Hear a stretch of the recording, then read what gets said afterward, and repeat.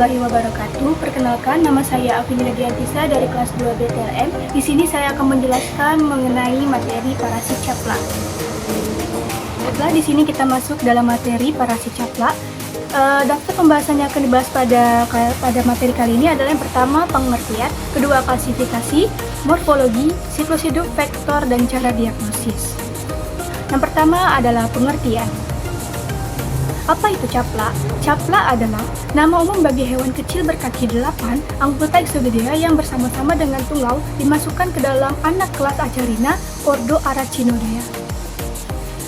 Caplak merupakan hewan ektoparasit atau disebut dengan hewan penghisap darah yang mempunyai peranan penting dalam bidang kesehatan hewan.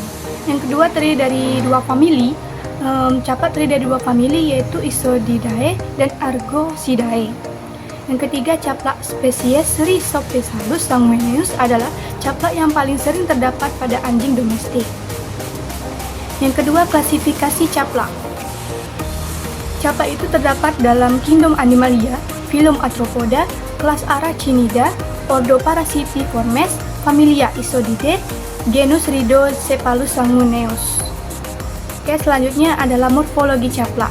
Secara umum, caplak mudah dikenali karena ukurannya yang besar hingga 30 mm, bentuknya yang memiliki 3 pasang kaki atau ini pada tahap belum dewasa, berwarna coklat gelap.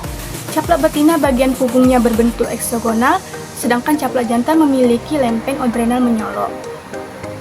Selanjutnya masuk pada materi siklus hidup caplak. Secara umum, siklus hidupnya menjadi sempurna dalam waktu 12 bulan.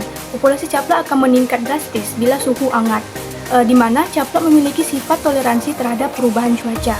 Kondisi lingkungan untuk menetaskan telur pada suhu optimum yaitu pada 24-30 derajat Celcius dengan kelembapan yang sesuai.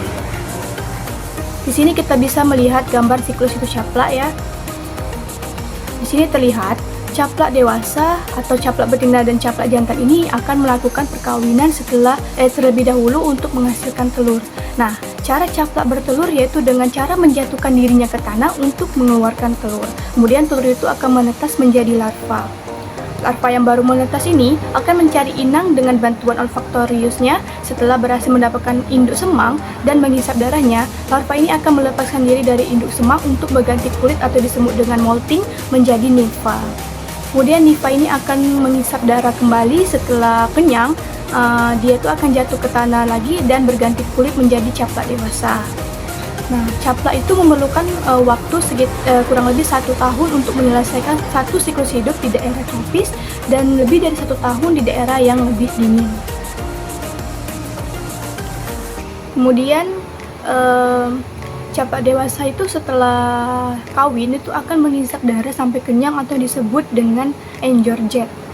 Selanjutnya adalah telur akan menetas menjadi larva dengan 3 pasang kaki itu pada gambar A. Pada gambar B itu adalah caplak yang masih berupa nimfa. Yang ketiga adalah caplak betina pada gambar C. Pada gambar D itu adalah caplak jantan. Selanjutnya adalah vektor penyakit. Yang pertama adalah demam Q. Demam Q adalah demam yang disebabkan oleh bakteri binatang ternak. Yang kedua, dermatosis. Dermatosis adalah suatu penyakit yang menyerang organ kulit di mana kulit mengalami inflamasi. Yang ketiga adalah Lyme atau Lyme, salah satu jenis penyakit menular pada manusia dan hewan dengan perantara atau vektor berupa caplak. Ciri-cirinya itu ada ruam pada kulit. Yang keempat ada babesionosis dan anaplasmosis. Itu adalah penyakit yang ditularkan oleh caplak dari genus Ixodes. Materi selanjutnya adalah cara diagnosis. Nah, cara diagnosis ada 3. Yang pertama, riwayat pasien. Itu dilihat dari riwayat pasien terkena gigitan caplak seperti pada lingkungan ya, pada lingkungan yang berisiko tinggi, contohnya kayak habis berkemah atau berkebun gitu. Yang kedua adalah pemeriksaan fisik. Pemeriksaan fisik itu berupa kita tuh melihat adanya tanda-tanda gigitan caplak di tubuh, misalnya ada ruang-ruang merah, bercak-bercak merah gitu di badan. Yang ketiga ada tes laboratorium. Tes laboratorium sering digunakan pada pemeriksaan caplak, yaitu tes serologi atau PCR, atau juga bisa melakukan tes ELISA. Baiklah, itu saja materi tentang parasit caplak yang saya bisa berikan. Lebih kurang saya mohon maaf. Saya akhiri. Wassalamualaikum warahmatullahi wabarakatuh.